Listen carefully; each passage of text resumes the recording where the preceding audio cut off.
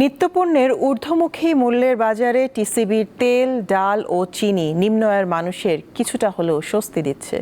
কিন্তু রাজধানীতে পণ্য পেতে দীর্ঘ সময় অপেক্ষা করতে হয়, এতে অনেকেই ধৈর্য হারিয়ে ফেলেন। সকাল 10টা, রাজধানীর কারওয়ান বাজার। বয়োজ্যেষ্ঠ মোহাম্মদ আলিউল্লাহ অপেক্ষা করছেন টিসিবির পণ্যবাহী ট্রাকের জন্য।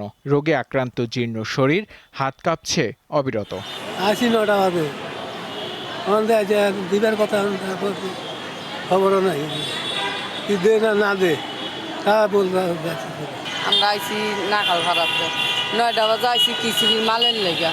যদি আনো গাড়ি আসে তবে 2-3 ঘন্টা দাঁড়িয়ে থাকে জামগা তুললে, আর যদি না আসে তত জামগি। গাড়ি আসলে আলাদুল মিলা একটা মিলাইলে যথেষ্ট।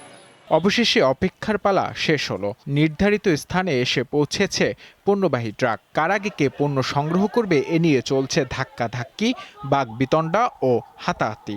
সরকারি এই প্রতিষ্ঠানের পণ্য বিক্রি তদারকি করার কথা একজন ট্যাগ অফিসারের, কিন্তু তিনি নেই। ফোন দেওয়া হলেও পাওয়া যায়নি তাকে।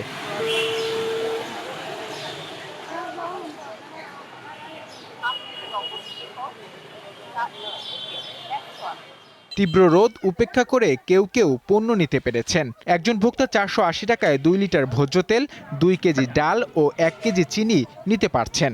কষ্ট হইলেও আমরা মাল পেয়ে খুশি। 200-300 টাকা আমাদের সেভ হয়, তাতে আমাদের খুবই উপকার হচ্ছে। আমার মনে মানে না যে আমরা যদি আগে পাইতাম। ওই দেখেন পিছনে টোকেন দেয় নাই, এরা পাবে কিনা তারও সন্দেহ। যারা নিচে তারা দুইটা নিচে মারামারি যে এখন দেখেন আমার কি করছে ওই মহিলা। একই চিত্র পূর্ব রামপুরার বউবাজারের। এখানেও নেই কোনো ট্যাগ অফিসার, যে যেভাবে পারছেন নিচ্ছেন পণ্য। ভর্তুকি মূল্যের এসব পণ্য যাতে সরকারি কঠোর নজরদারির মধ্য দিয়ে প্রকৃত ভোক্তার হাতে পৌঁছায়, তার নিশ্চিতের দাবি ক্রেতাদের। স্যারের আমি ফোন দিছি, বলছে আমি এখানে থাকেন, এখানে বসতে বলছে আমাদেরকে। না এখন পর্যন্ত আসে নাই, কিন্তু আমার ফোনে কথা হয়েছে, আমি আশেপাশে আছি বলছে। আসছি ভাইয়া, না আজকে আসে নাই। 2 ঘন্টা ধরে দাঁড়ানো, আর কি কোনো অফিসার আমি এখানে দেখি নাই। রাজধানীর মোট 45টি স্পটে মিলছে টিসিবির পণ্য।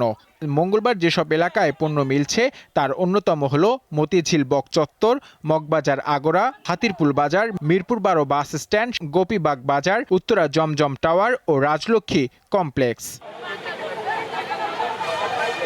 নূর আলম, দীপ্ত সংবাদ, ঢাকা।